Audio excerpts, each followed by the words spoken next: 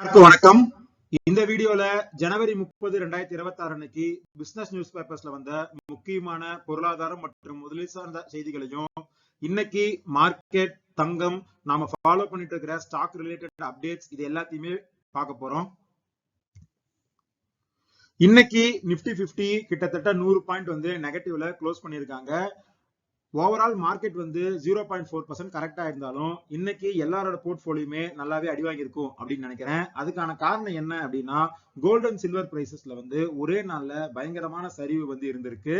அதுவும் இன்டர்நேஷனல் மார்க்கெட்ல gold and silver பிரைசஸ்ல இருந்த வாலட்டாலிட்டி அப்படிங்கிறது ரொம்பவே அதிகமா இருந்துச்சு. இந்த கிராஃபை பாத்தீங்கன்னா உங்களுக்கே தெரியும்.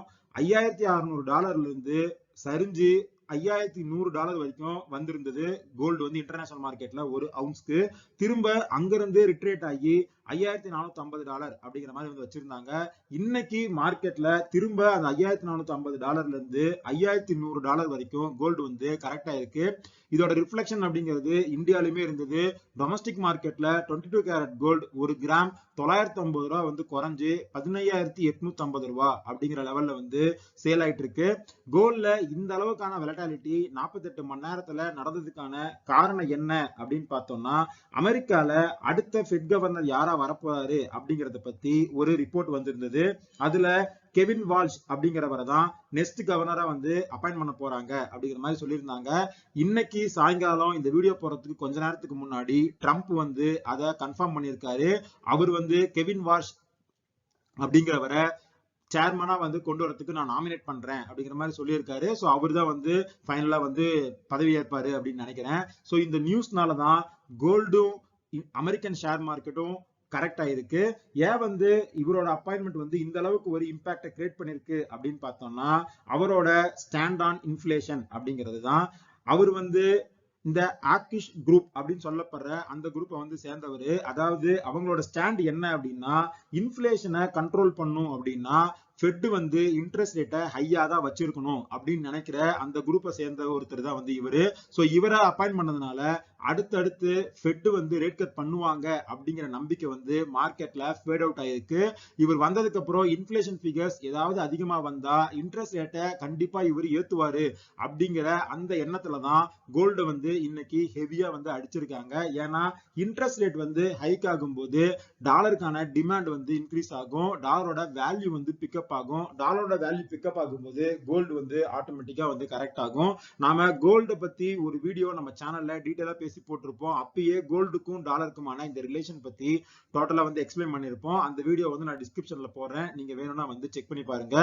இதே காரணத்தினாலதான் அமெரிக்கன் மார்க்கெட்டும் வந்து இன்னைக்கு டவுன் ஆயிருக்கு. ஃபியூச்சர்ஸ் மார்க்கெட் வந்து 0.7% டவுன்ல நாஸ்டாக் 100 வந்து இருக்கு. ஏன்னா இன்ட்ரெஸ்ட் ரேட்டை ஹைக் பண்ணாங்க அப்படின்னா கம்பெனிஸ்னால வந்து கடன் பெருசா வாங்கி இன்வெஸ்ட்மெண்ட்ஸ் பண்ணி பிசினஸ் வந்து டெவலப் பண்ண முடியாது.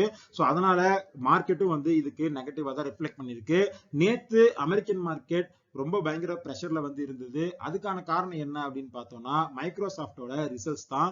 அந்த கம்பெனி அவங்களோட ரிசல்ட்ஸ் அனௌன்ஸ் பண்ணதுக்கு அப்புறம் 10% கிட்ட கரெக்ட் ஆயிருக்காங்க.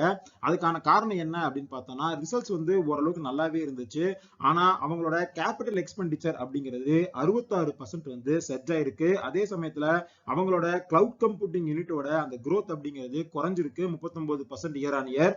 ஸோ இதனால மார்க்கெட்ல எல்லா கம்பெனிஸும் பண்ற அந்த ஏஐ இன்வெஸ்ட்மெண்ட்டோட ரிட்டர்ன் மேல திரும்ப வந்து ஒரு சந்தேகம் வர ஆரம்பிச்சிருக்கு. ஸோ இதனால டெக் ஸ்டாக்ஸ் அதிகமா இருக்கிற நாஸ்டாக் 100 வந்து நேற்று பயங்கரமான ஒரு ஃபால சந்திச்சிருந்தது. அதுக்கப்புறம் எண்ட் ஆஃப் டே கொஞ்சம் வந்து ரிட்ரீவ் ஆயிருந்தது. கோல்டு எப்படி ரிட்ரீவ் ஆயிருச்சோ அதே மாதிரி. ஸோ இன்னைக்குமே ஃபியூச்சர்ஸ் மார்க்கெட் அப்படிங்கிறது அமெரிக்கன் மார்க்கெட்ல நெகட்டிவ்ல தான் வந்து இருக்கு. அடுத்து இந்தியன் மார்க்கெட்ல என்ன அப்டேட் இருக்கு அப்படிங்கறத ஒன்னொன்னா பார்க்கலாம். இன்னைக்கு நான் ஃபாலோ பண்ணிட்டு இருக்கிற சவுத் இந்தியன் பேங்க் ஷேர்ல வந்து ஒரு பெரிய மூவ்மெண்ட் வந்து இருந்தது. கிட்டத்தட்ட 19% வந்து ஷேர் வந்து ஒரே நாள்ல கிராஷ் ஆயிருந்தது. அதுக்கான காரணம் என்ன அப்படின்னு பார்த்தோம்னா, ஃபண்டமெண்டலா அந்த ஷேர்ல இப்பவுமே எந்த பிரச்சனையுமே கிடையாது. அந்த கம்பெனியோட எம்டி அண்ட் சிஇஓவான PR சேஷாத்ரி வந்து நான் வந்து ரீஅப்பாயின்மெண்ட் வந்து பண்ண விரும்பல அப்படிங்கிற மாதிரி சொல்லியிருக்காரு. ஸோ அவரோட பதவிக்காலம் அப்படிங்கிறது இந்த வருஷம் செப்டம்பர் 30 முடியுது. ஸோ அங்கிருந்து நான் வந்து விடைபெற விரும்புறேன் பர்சனல் ரீசன்ஸ்னால அப்படிங்கிற மாதிரி வந்து சொல்லியிருக்காரு. ஸோ இந்த அப்டேட் தான் சென்டிமெண்டலா இந்த ஷேர்ல இந்த அளவுக்கு ஒரு கிராஷை வந்து கொண்டு வந்திருக்கு. ஏன்னா கடந்த ஒரு 1.5 வருஷமா சவுத் இந்தியன் பேங்க் அப்படிங்கிறது சூப்பரா வந்து பெர்ஃபார்ம் பண்ணிருக்கு. இந்த பெர்ஃபார்மன்ஸ்க்கான முகமா வந்து PR சேஷாத்ரி தான் வந்து இருந்திருந்தாரு. பட் இது வந்து ஒரு டெம்பரரி பிளிப்பா தான் நான் வந்து பாக்குறேன். ஏன்னா இவரோட அப்பாயின்மெண்ட் வந்து முடியறதுக்கு செப்டம்பர் 2026 வரைக்கும் இருக்கு. ஸோ அதுக்குள்ள இன்னொரு நல்ல ஒரு சிஇஓ வந்து கம்பெனி வந்து தேடி பிடிச்சிரும் அப்படிங்கிறது என்னோட ஒரு ஒப்பீனியனா இருக்கு. ரிசல்ட்ஸ் போய் எடுத்து பார்த்தோம் அப்படின்னா 2 வாரத்துக்கு முன்னாடி தான் இந்த பேங்கோட ரிசல்ட்ஸ் வந்து கொடுத்திருந்தாங்க. ப்ராஃபிட் வந்து இயர் ஆன் இயர் 9% க்ரோ ஆயிருந்தது. அசட் குவாலிட்டியுமே வந்து இம்ப்ரூவ் ஆகியிருந்தது. ஸோ அதனால ஃபண்டமெண்டலா இந்த பேங்க்ல எந்த ப்ராப்ளமும் இல்லை அப்படிங்கிறது வந்து நமக்கு இந்த ரிசல்ட்ஸ் பார்க்கும்போது தெரியுது. இன்னைக்கு இந்த ஃபால்ல நான் கொஞ்சம் குவான்டிட்டிஸ் இந்த பேங்க் வந்து கன்சிடர் பண்ணியிருந்தேன். அடுத்து இன்னைக்கு gold and silver price international மார்க்கெட்லயும் டொமஸ்டிக் மார்க்கெட்லயும் கரெக்டா ஆனதோட ரிஃப்ளெக்ஷன் அப்படிங்கிறது மார்க்கெட்லயும் வந்து இருந்தது. கோல்டு பீஸ் அண்ட் சில்வர் பீஸ் ரெண்டுமே வந்து ஹெவியா கரெக்டா இருந்தது. கோல்டு பீஸ் 11%, சில்வர் பீஸ் கிட்டத்தட்ட 20% வந்து கிராஷ் ஆயிருந்தது. பட் நான் முன்னாடியே சொன்ன மாதிரி இது வந்து ஒரு டெம்பரவரியான ஒரு ரியாக்ஷனா தான் நான் வந்து பாக்குறேன். கோல்டு வந்து இன்னும் வந்து ஏறதுக்கான சான்ஸ் இருக்கு. நம்ம ஃபண்டமெண்டலா என்னென்ன விஷயங்கள்லாம் பேசியிருக்கோமோ அதெல்லாம் வந்து அப்படியே தான் இருக்கு. இன்ட்ரெஸ்ட் ரேட்டை புது கவர்னர் வந்து ஏத்துனாலுமே ஒரு பாயிண்ட் ஆஃப் டைம்ல எக்கானமியை க்ரோ பண்றதுக்காக அவர் இன்ட்ரெஸ்ட் ரேட்டை கட் பண்ணி தான் ஆகணும். அது மட்டும் இல்லாம ஜியோ பொலிட்டிக்கல் டென்ஷன்ஸ் வந்து இன்னமும் அப்படியே இருக்கு அப்படிங்கிறதுனால கோல்டோட லாங் டேர்ம் ஸ்டோரி வந்து இன்னும் வந்து சஸ்டெயினா இருக்கு அப்படிங்கிறதா என்னோட பிலீஃபா இருக்கு. பட் ஆனா 3 to 6 months ஆர் 1 year கூட ஒரு ஷார்ட் டேர்ம்ல கோல்டு வந்து இதே $5100 அப்படிங்கிற ரேஞ்சில் இன்டர்நேஷனல் மார்க்கெட்ல இருக்கிறதுக்கான சான்சஸ் வந்து இருக்கு. ஸோ வந்து இதெல்லாம் நம்மளால வந்து கணிக்க முடியாது அப்படிங்கிறதுனால இந்த ஃபாலை வந்து ஒரு ஆப்பர்ச்சுனிட்டியா பார்த்து கோல்டு பீஸ் வந்து கொஞ்சம் குவான்டிட்டிஸ் வந்து நான் வந்து இன்னைக்கு அக்குமுலேட் பண்ணியிருக்கேன். அடுத்து இந்த கோல்டு பிரைஸோட ஃபால் அப்படிங்கிறது கோல்டை வச்சு கடன் கொடுக்குற முத்தூட் ஃபினான்ஸ், மணப்புரம் ஃபினான்ஸ் இந்த ஷேர்லயும் வந்து ரிஃப்ளெக்ட் ஆயிருந்தது. இந்த 2 ஷேருமே 4% கிட்ட கரெக்ட் ஆயிருந்தாங்க.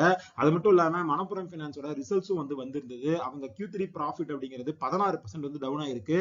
அதுக்கான காரணம் என்ன அப்படின்னா ஃபினான்ஸ் காஸ்ட் வந்து அவங்களுக்கு ரொம்ப ஹையா இருந்திருக்கு. அது மட்டும் இல்லாம இந்த குவார்டர்ல இம்பேர்மெண்ட் லாஸும் வந்து அவங்க புக் பண்ணிருக்காங்க. இந்த ரெண்டும் சேர்ந்து ஷேரோட ப்ராஃபிட் வந்து குறைச்சிருக்கு. இன்னைக்கு ஷேர் மார்க்கெட்ல 4% கிட்ட கரெக்டா இருந்தது. இந்த பிரைஸ்ல நான் இந்த ஷேரை வந்து கன்சிடர் பண்ண மாட்டேன். ஏன்னா இப்ப இது வந்து ஒரு ஓவர் வேல்யூவேஷன்ல இருக்கு அப்படிங்கிறது என்னோட ஒரு ஒப்பீனியனா இருக்கு. இந்த ரிசல்ட்ஸோட சேர்த்து 0.5 rupees வந்து அவங்க டிவிடெண்டா கொடுத்திருக்காங்க. எப்பவும் வழக்கமா வந்து குவார்டர் அவங்க கொடுக்குற டிவிடெண்ட் தான். அடுத்து நேத்து நம்ம வீடியோலயே வந்து டாடா மோட்டார்ஸ் அண்ட் ஸ்விக்கி ரெண்டு கம்பெனியோட ரிசல்ட்ஸ் பத்தி பேசியிருந்தோம். அதோட ரிஃப்ளெக்ஷன் அப்படிங்கிறது இன்னைக்கு மார்க்கெட்ல இருந்தது. டாடா மோட்டார்ஸ் கமர்ஷியல் வந்து 3% கிட்ட இன்னைக்கு அடி வாங்கி இருந்தது. அவங்களோட ப்ராஃபிட் வந்து 48% வந்து ஃபால் ஆனதுனால. பட் அது வந்து அந்த ஒன் டைம் எக்ஸ்பென்சஸ்னால தான் வந்து நடந்திருந்தது. அவங்களோட ரெவன்யூ வந்து 16% வந்து இன்க்ரீஸ் ஆயிருந்ததுனால இந்த ஷேரோட அவுட்லுக் அப்படிங்கிறது இன்னமும் பாசிட்டிவா இருக்கு அப்படிங்கிறது தான் என்னோட ஒரு ஒப்பீனியனா இருக்கு.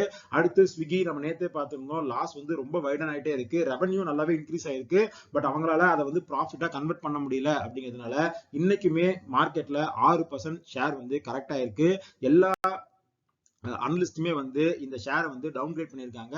நானுமே இந்த ஷேர்ல எந்த பொசிஷனுமே எப்பவுமே வந்து எடுக்க போற ஐடியாவே வந்து நமக்கு வந்து கிடையாது. அடுத்தது இன்னைக்கு கோல்ட் அண்ட் சில்வர் பிரைசஸோட அந்த கரெக்ஷன் அப்படிங்கிறது மெட்டல் இண்டெக்ஸ்ல ஹெவியாவே வந்து ரிஃப்ளெக்ட் ஆச்சு. மெட்டல் இண்டெக்ஸ் இன்னைக்கு ஒரே நாள்ல 5% கிட்ட கரெக்டா இருந்தது. அதுலயும் குறிப்பா இந்துஸ்தான் ஜிங்க் 12%, வேதாந்தா 11% வந்து கரெக்ட் ஆயிடுச்சு. இந்த ரெண்டு ஷேருமே கடந்த ஒரு 6 மாசமா ஒரு பயங்கரமான ரேலி கொடுத்துட்டே இருந்தது. அந்த டைம்ல நான் வீடியோல இந்த ஷேரை பத்தி பெருசா பேசல. அதுக்கான காரணம் என்ன அப்படின்னா இந்த ஷேரோட ரேலி அப்படிங்கிறது வந்து அதோட கம்பெனியோட ஃபண்டமெண்டல்ஸை தாண்டி சில்வர் அண்ட் கோல்டு பிரைஸ் வந்து ஏறனால மட்டும்தான் இருந்தது. சோ இது வந்து ஒரு கிட்டத்தட்ட ஒரு ஸ்பெகுலேஷன் மாதிரி தான் வந்து போயிட்டு இருந்தது. ஏற வந்து ஏத்திட்டே இருந்தாங்க. ஏதாவது ஒரு பாயிண்ட்ல வந்து கட் ஆகி இந்த மாதிரியான கரெக்ஷன் வரும்போது நம்மளால அதை வந்து டைம் பண்ண முடியாது. நம்ம எந்த இடத்துல என்ட்ரி எடுக்கணும், எந்த இடத்துல வந்து எக்ஸிட் ஆகணும் அப்படிங்கறத நம்மளால முடிவு பண்ண முடியாது. அப்படிங்கிறதுனாலதான் இந்த மாதிரியான ஷேர்ஸ்ல வந்து நான் பொசிஷன் எடுக்கிறது இல்ல. நாளைக்கு கோல்டு பிரைஸ்ல வந்து ஒரு ஸ்டெபிலிட்டி வந்து திரும்ப வந்து இன்க்ரீஸ் ஆகும் போதோ இல்ல சில்வர் பிரைஸ் இன்க்ரீஸ் ஆகும் போதோ இந்த கம்பெனிஸ்ல ரேலி வரதுக்கான சான்ஸ் இருக்கு. பட் அப்பயுமே இதுதான் என்னோட ஸ்டாண்ட். இந்த மாதிரியான ஷேர்ஸ்ல வந்து நான் எந்த பொசிஷன் இப்போதைக்கு எடுக்கிற ஐடியா வந்து நமக்கு கிடையாது. அடுத்து கோக்கிங் கோல் அந்த மெட்டீரியலை வந்து ஒரு கிரிட்டிக்கல் ஸ்ட்ராட்டஜிக் மினரலா வந்து கவர்மெண்ட் அனௌன்ஸ் பண்ணிருக்காங்க. இது வந்து கோல் இந்தியாவுக்கு ஒரு பாசிட்டிவ் நியூஸா இருக்கு. இந்த ஒரு வாரத்துல ஷேர் வந்து 4% கிட்ட அப் ஆகி 440 ரூபா அப்படிங்கிற ரேஞ்சில் வந்து ட்ரேட் ஆயிட்டு இருக்கு. மார்க்கெட்ல பெரும்பாலானவங்க வந்து இது டிவிடெண்டுக்காக மட்டும்தான் கன்சிடர் பண்ணுவாங்க. நானும் அப்படிதான். பட் இந்த பிரைஸ்ல நான் வந்து கன்சிடர் பண்ணல. கொஞ்சம் வெயிட் பண்றேன். 400 ரூபாய்க்கு கீழே வந்து வரும் அப்படிங்கிறப்ப நான் வந்து இந்த ஷேர்ல கொஞ்சம் வந்து வாங்குறதுக்கு ட்ரை பண்ணுவேன். அடுத்து அதானி பவர் அவங்களோட ரிசல்ட்ஸ் வந்து கொடுத்திருக்காங்க. லாஸ்ட் இயர் Q3 கம்பேர் பண்ணும்போது அவங்க ப்ராஃபிட் வந்து டவுன் ஆயிருக்கு. அதுக்கான காரணம் என்ன அப்படின்னா பவர் ரேட்ஸும் கோல் பிரைஸ் வந்து இன்க்ரீஸ் ஆனதும் வந்து அவங்க ரெவன்யூவை பாதிச்சிருக்கு. அடுத்து ஏர்டெல் வந்து ஒரு அப்டேட் கொடுத்திருக்காங்க. அவங்க அடோப் கூட ஒரு பார்ட்னர்ஷிப் வந்து சைன் பண்ணியிருக்காங்க. அதன் மூலமா அவங்களோட யூசர்ஸ்க்கு வந்து ஒரு வருஷம் பிரீமியம் வந்து ஃப்ரீயா கிடைக்க போகுது அப்படிங்கிற மாதிரி அப்டேட் பண்ணிருக்காங்க. ஒரு 6 மாசத்துக்கு முன்னாடி இதே மாதிரி Perplexity AI கூட வந்து ஒரு அக்ரிமெண்ட் போட்டு அந்த ஆக்சஸை வந்து எல்லா யூசர்ஸ்க்குமே வந்து ஃப்ரீயா கொடுத்திருந்தாங்க. இப்ப அடோப் கூட வந்து இந்த மாதிரி ஒரு பார்ட்னர்ஷிப் வந்து போட்டிருக்காங்க. அடுத்து ஜைடஸ் வெல்னஸ் பத்தி ஒரு நியூஸ் இருக்கு. ஒரு 3 நாளைக்கு முன்னாடி வீடியோல நம்ம பேசியிருப்போம். அவங்க வந்து ஒரு கேன்சர் ட்ரக்கோட பயோசிமிலரை வந்து இந்தியால முறையா லான்ச் பண்ண போறாங்க அப்படின்னு. அமெரிக்கால இருக்கிற BMS அப்படிங்கிற கம்பெனி வந்து அந்த லான்ச்சுக்கு எதிரா சுப்ரீம் கோர்ட்ல கேஸ் வந்து போட்டிருக்காங்க. பட் ஆனா எனக்கு தெரிஞ்சு இந்தியால இந்த ட்ரக் வந்து கம்மி பிரைஸ்ல வரணும் அப்படிங்கிறதுக்காக இந்த கேஸ் வந்து ஸ்பாஷ் ஆகும் அப்படிங்கிறது என்னோட ஒரு ஒப்பீனியனா இருக்கு. அடுத்து ஐடிசி கடந்த ஒரு 2 மாசமா பயங்கர ஒரு பிரஷர்ல இருக்கிற ஒரு ஷேர். எப்போ சிகரெட் மேல வந்து அந்த டியூட்டி வந்து இன்க்ரீஸ் பண்ண போறோம் அப்படிங்கிற மாதிரி கவர்மெண்ட் வந்து அனௌன்ஸ் பண்ணாங்களோ அப்ப இருந்தே வந்து ஷேர் வந்து பயங்கர பிரஷர்ல இருந்தது. இப்போ இந்த கம்பெனியோட Q3 ரிசல்ட்ஸ் வந்து கொடுத்திருக்காங்க. ரிசல்ட்ஸ் எப்படி இருக்கு அப்படின்னு பார்த்தோம்னா ஹெட்லைன்ல பார்த்தா ப்ராஃபிட் வந்து 3% குவார்டர் ஆன் குவார்டர் குறைஞ்சிருக்கு. 5018 கோடி வந்து இந்த குவார்டர்ல அவங்க வந்து ப்ராஃபிட் பண்ணிருக்காங்க. அதே மாதிரி எப்பவும் போல டிவிடெண்ட் வந்து அனௌன்ஸ் பண்ணிருக்காங்க 6.5 rupees.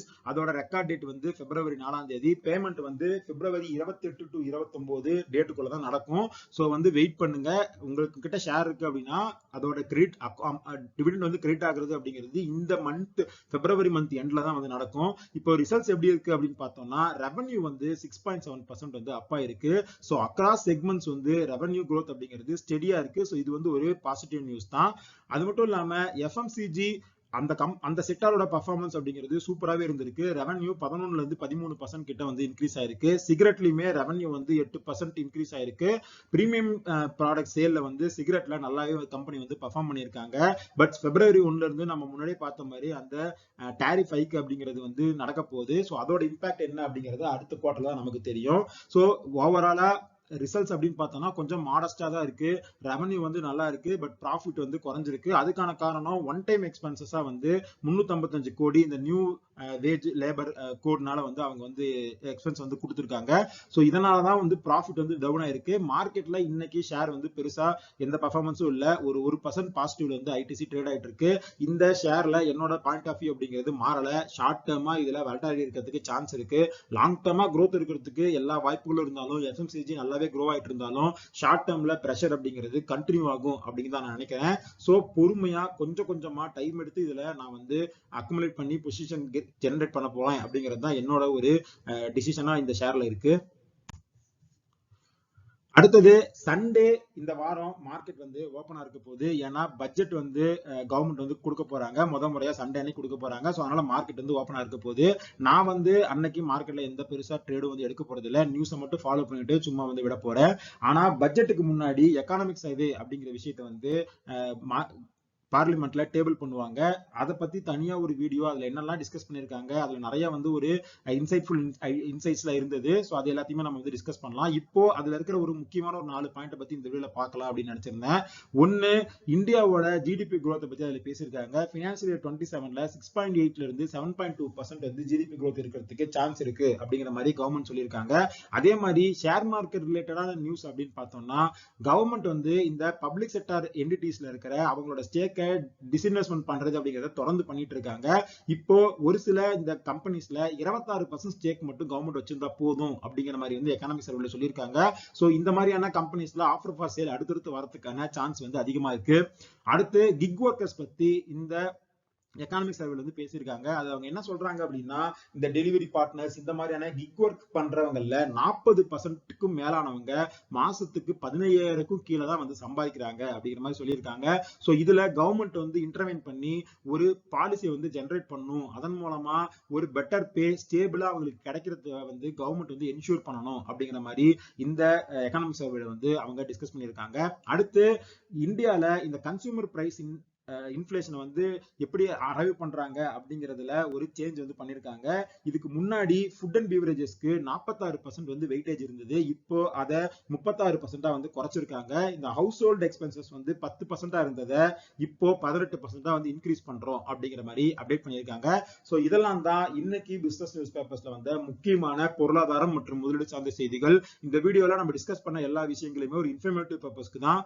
நீங்க இன்வெஸ்ட் பண்றதுக்கு முன்னாடி பர்சனலா ரிசர்ச் பண்ணுங்க, ஒரு செபி ரிசர்ச் செக் பண்ணிட்டு அதுக்கப்புறம் இன்வெஸ்ட் பண்ணுங்க. இந்த வீடியோ பிடிச்சிருந்தா இந்த வீடியோ லைக் பண்ணுங்க, நம்ம சேனலை சப்ஸ்கிரைப் பண்ணுங்க.